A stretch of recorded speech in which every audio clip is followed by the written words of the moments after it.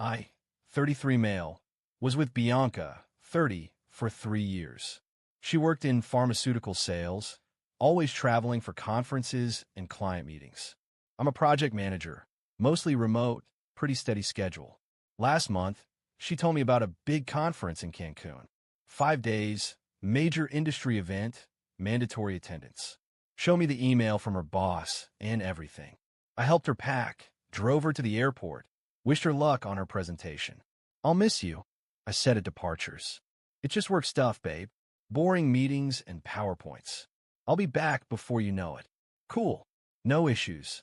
I trust her, never been the jealous type. Day 2 of her trip, I'm scrolling Instagram during lunch. Her friend Mariah posted a story from Cancun. Beach club, drinks, party vibes. And there in the background, Bianca, in a bikini, doing shots. At 2 p.m. on a Wednesday. Weird for a conference, but maybe it was a networking event. Pharmaceutical sales is all about relationships, right? Then I saw the next story. Bianca on some dude's shoulders in the pool. Mariah's caption, girls trip, energy airplane, tropical drink. Girls trip, not conference. Girls trip. I sat there staring at my phone. The mandatory work conference was a vacation with her friends. She'd shown me fake emails, talked about her presentation anxiety, even complained about having to miss my nephew's birthday party for it. That evening, she texted me, "Sessions ran late today. So tired. Missing you, Red Heart." I replied, "Bet those PowerPoints were killer. The worst. But making good connections." "Sure you are." Day 3, she posted on her own Instagram. Not a story, a full post. Beach selfie, designer sunglasses, caption. Imagine being so pathetic you need to know your girl's every move, nauseated face. Trust issues equals small energy. My man knows I'm grinding flex biceps. The comments were immediate. Period, sis. Tell them. Independent queen. Some guys just can't handle a boss babe. I stared at that post for a good 5 minutes. She's lying about being at work, posting thirst traps from the beach, and somehow I'm the pathetic one for what? Not tracking her. The irony was incredible. I commented, "Imagine being single." Then I got to work. Changed my relationship status to single. No explanation, no drama, just single. Texted my landlord about removing someone from the apartment access list. Called her phone carrier. She was on my family plan, and scheduled her line for removal in 48 hours. Went through the apartment and neatly packed her things. Clothes in her suitcases, toiletries in boxes, everything organized and ready. Screenshot her girls' trip posts and my work conference emails for my records. Then I waited. Her post blew up. Friends asking if we were okay. What happened? Was this a joke? She didn't respond to any of them. But my phone? Different story. Started with texts. What does that mean? "Babe, are you mad about something? This isn't funny. Keith, answer me." Then calls. I declined them all. Then the panic set in. She tried to FaceTime. I declined. She called Mariah's phone. I didn't answer. She tried WhatsApp, Telegram, even LinkedIn messaging. Finally, a text. "I'm at a work conference. I can't deal with your drama right now. We'll talk when I get back." I replied, "No need. Your things are packed. Safe travels." Then I blocked her number. But I kept Instagram open. Wanted to see this play out. Update 1. So Bianca came home from her conference to find some surprises. First, her key card to the building didn't work. She had to buzz from the lobby. I didn't answer. She tried calling from the lobby phone. I have it programmed to my phone, so I knew it was her. Didn't pick up. According to my neighbor Terrence, who loves drama more than reality TV, she stood in that lobby for an hour. Calling, texting from Mariah's phone, even had Mariah try buzzing random apartments claiming emergency. Finally, building security asked her to leave. She wasn't a resident, wasn't on any access list, and was disturbing other tenants. She went nuclear on Instagram stories. But here's where she messed up. She was still emotional, still drunk on entitlement and rage. She posted without thinking. "Coming home from a work trip to find out your psycho ex changed the locks. This is illegal. You can't just throw someone out." Next story. 5 days of meetings and presentations, and this is what I come back to? Because of one Instagram comment? Next. Ladies, this is what happens when insecure men can't handle successful women. He's intimidated by my career. But then her friends started asking questions in the comments. Wait, I thought you were on a girls' trip. Weren't you with Mariah? What presentations? You posted beach pics every day. She deleted the stories within an hour. But screenshots live forever, and her coworkers follow her. Monday morning, I get a call from a number I don't recognize.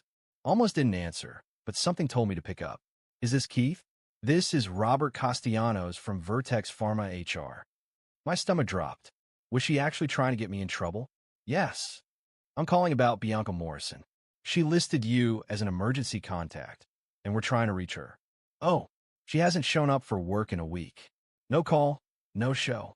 We're concerned. I paused. She told me she was at a company conference in Cancun. Long silence. We haven't had any conferences this month. Certainly not in Cancun. Interesting. Did she tell you this was a work event? She showed me emails about it. Said it was mandatory. Could you forward those emails to me? This is concerning. I sent him the screenshots. The fake conference emails, her beach posts, her stories about 5 days of meetings. Everything. He called back an hour later. Mr. Morrison, thank you for this information. Those emails were fabricated using our letterhead. That's fraud. We'll be handling this internally. Bianca was fired by lunch, but she didn't know I knew that. She was too busy trying to salvage her image. Posted a long Instagram caption about taking time for self-care and mental health, and how toxic relationships can affect your career. Then she made mistake number 2. She applied for unemployment. Listed hostile work environment as the reason for separation.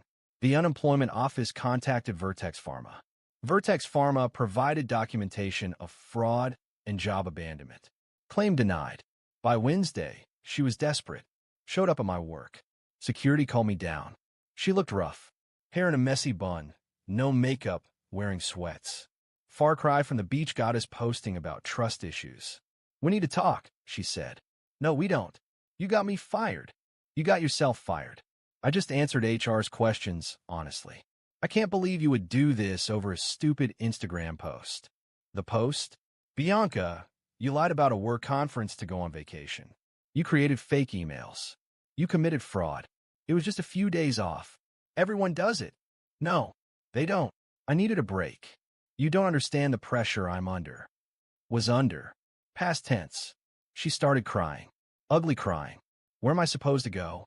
I can't afford my car payment without a job.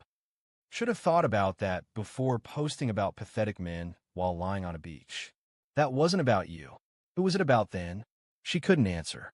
Just stood there, tears streaming. Bianca, we're done. Your stuff is in storage unit B12 at the public storage on 5th. First month is paid. After that, it's on you. I handed her the key. You planned all this. The moment I saw Imagine being single, I imagined it pretty clearly, yeah. Security stepped forward. Ma'am, we need you to leave. She looked at me one last time. I loved you. You loved what I provided. Stability. Trust. A nice apartment. Someone too pathetic to check up on your lies. As security escorted her out, she yelled, You'll regret this. You'll never find anyone like me. That's the plan? I called back. That night, she went full scorched earth on social media. But it backfired spectacularly. Final update. The complete implosion of Bianca's carefully crafted image has been something to witness. After getting escorted from my building, she tried to spin the narrative on social media. Posted this long, rambling video about workplace discrimination and vengeful exes collaborating to destroy successful women. But remember those screenshots floating around? Her former coworkers started connecting dots. One commented, Wait, you said you were at the Q1 planning conference, but I was there. In Dallas. Not Cancun. Another. Didn't you use sick days for your grandmother's surgery last month? But you posted from Vegas. Turns out Bianca had been running this scam for a while. Fake conferences, imaginary client meetings, deceased relatives who needed her attention. Girl had burned through all her PTO and sick days, then started just lying. Her ex-co-worker Rashida, who'd been covering for her, finally had enough. Posted a whole thread. Since we're sharing stories, here's mine. Covered for Bianca 23 times in the past year. She was at conferences while I handled her accounts. Never got a thank you. Got written up twice for missed deadlines on her projects. Stay strong, Keith. The thread went viral in their industry circles. Hashtag ConferenceGate started trending locally. But Bianca wasn't done playing victim. She started a podcast, Canceled, A Modern Woman's Story. Episode 1 was titled, When Love Becomes Control. She didn't count on me having kept every receipt. I didn't engage directly. But when mutual friends asked, I had a simple response. Listen to episode 1. Then look at my Google Photos album called Conference Proof. The album? Screenshots of her fake emails. Her beach posts time-stamped during meetings. Her own Instagram post calling men pathetic for wanting to know their girl's whereabouts, while lying about her whereabouts. The termination letter from Vertex citing fraud. The denied unemployment claim. Her podcast got ratioed into oblivion. Comments were brutal. Girl made fake work emails, then called him controlling. The audacity to lie about work, then shame people for trust issues. Imagine being so entitled you think fraud is self-care. She deleted the podcast after 1 episode. 2 weeks ago, ran into Mariah at a coffee shop. Awkward moment. She came over. Hey, Keith. Mariah. Look, I didn't know she was lying about work. She told us you knew about the trip. Sure she did. No, really. She said you were cool with it, but she had to tell her job something. I thought you, too, had an arrangement. An arrangement where she lies to everyone. Mariah sighed. She's staying with her parents now. Can't find work. Everyone in pharma knows about the fake conferences. Consequences.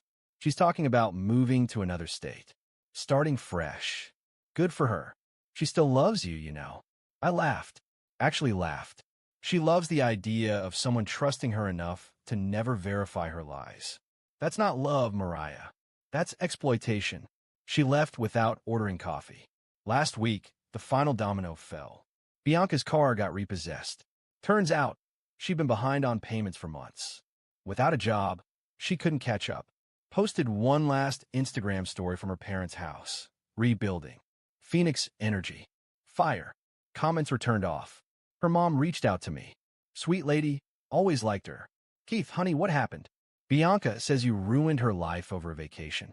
Mrs. Morrison, she lied about work conferences to take vacations. Multiple times. Created fake emails. Got fired for fraud. I just told the truth when asked. Long pause. She told us you were jealous of her success. What success? She destroyed her own career by lying. Oh my God. Oh my. We've been defending her to everyone. She said you were controlling. I never once asked where she was or who she was with until I accidentally saw her on Instagram. In Cancun, during a mandatory conference. I need to go. Thank you for being honest. That was it. Even her parents were done with the lies. Me? I'm good. Better than good. Started dating this woman Luna from my hiking group. She's a teacher, shows me her actual classroom, introduces me to co-workers at real happy hours. When she travels, she sends dorky tourist photos, not thirst traps with trust issue captions. Last weekend, she asked if I wanted to track her location on our phones. Why? I asked. Safety? Convenience? I don't know. My sister does it with her boyfriend. I'm good. Just text me when you get places safe. You sure? After your ex, I thought you want to verify everything. Nah. Liars gonna lie whether you track them or not. Honest people don't need surveillance. She kissed me. That's surprisingly healthy. Learn the hard way. Bianca's still out there somewhere, probably crafting new lies for new people in a new city. Maybe she's at a conference right now. Maybe she's posting about trust issues while actively betraying someone's trust. Not my problem anymore. But sometimes, late at night, I think about that Instagram post. Imagine being so pathetic you need to know your girl's every move. The irony is I never needed to know her every move. Never asked, never checked, never verified. Gave her complete freedom and trust. And she used that trust to lie, steal time from her employer, and then had the audacity to call trusting partners pathetic. Turns out, the most pathetic thing isn't wanting to know where your partner is. It's lying about where you are while shaming others for caring. She imagined being single as an insult, a threat, something I'd fear. I imagined it as freedom from someone who confused trust with gullibility. Guess we were both right.